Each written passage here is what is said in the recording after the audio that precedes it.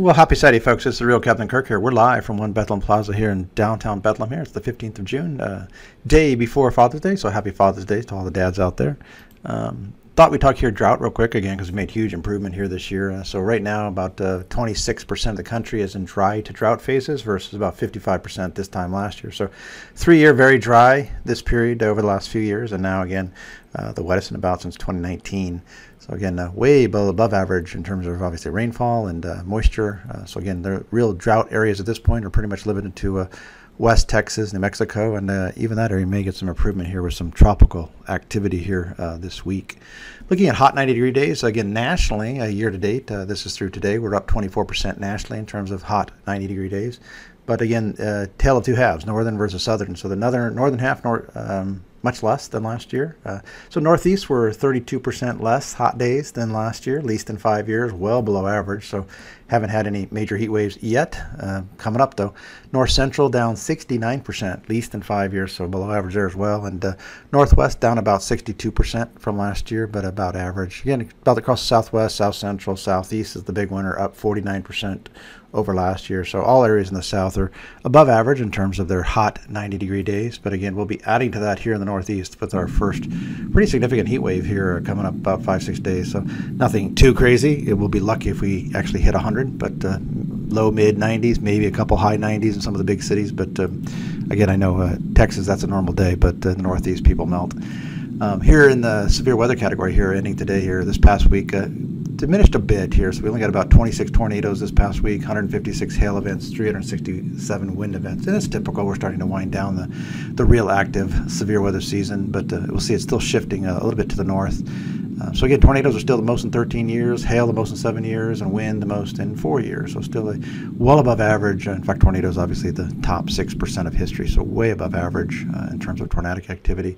The next few days here this weekend, again, most of that shifting into the north central plains and upper Midwest. Again, even into Tuesday, maybe the upper Midwest as well. So again, we'll see areas to watch here from the Severe Storms Prediction Center.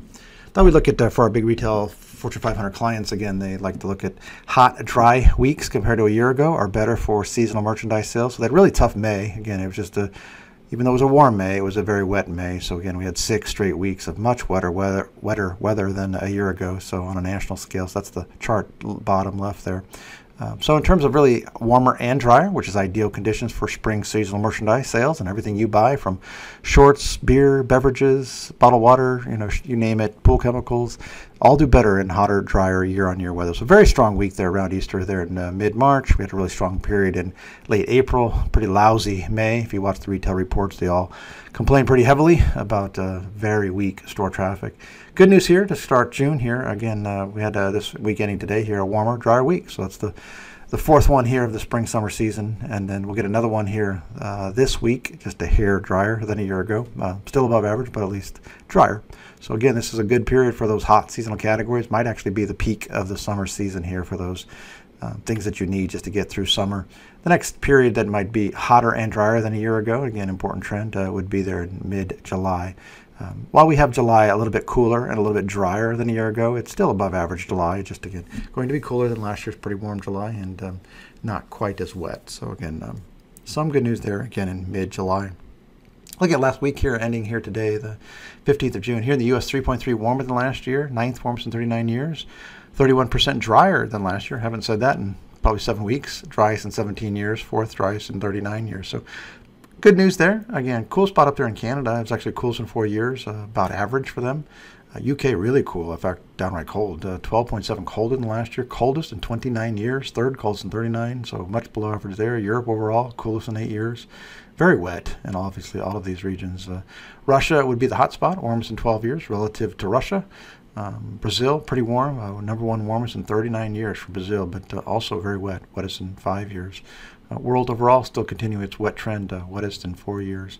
I think we might be adding some names here. We'll see here. These are the names for the 2024 hurricane season. So Alberto would be the first one up here. And if we look, the Hurricane Center has a 50% chance of this system in the western Gulf of Mexico. We'll see. There's a lot to contend with here. But again, it's very close to land. So it may actually bring a lot of rain. You could see 5+ inches there in coastal Texas, coastal Louisiana. So again, more flooding potential for Again, coastal East Texas. So even though there may not even be a named storm, still a pretty good chance with that Bermuda high anchored out in the Atlantic and the strong fetch of moisture here. So again, something to watch. Wednesday would be the target date for the peak of any potential system here. So it'll be probably short-lived, and if it does, it'll be Tropical Storm Alberto.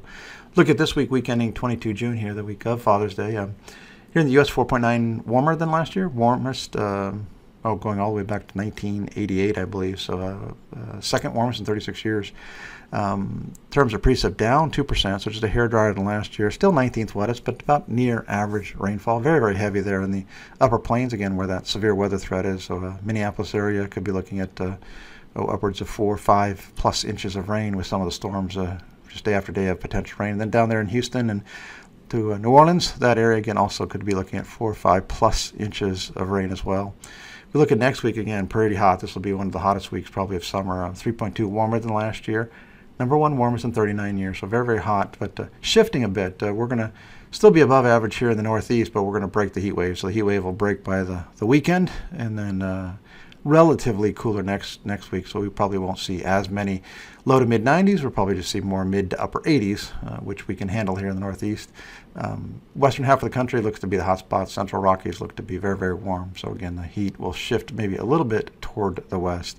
Rainfall up 56% wetter than last year. It should be the number 1 wettest in 39 years. So a very wet week. We'll see about all this from Texas into the mid-Atlantic up the East Coast, and then again that upper plains. If we just aggregate these 2-week trends here all the way through the 29th, again, so general theme is warm and maybe stormy in America, and warming up in Europe for sure. Precip versus average inset left, and this is just total precipitation, again, for the 2-week period.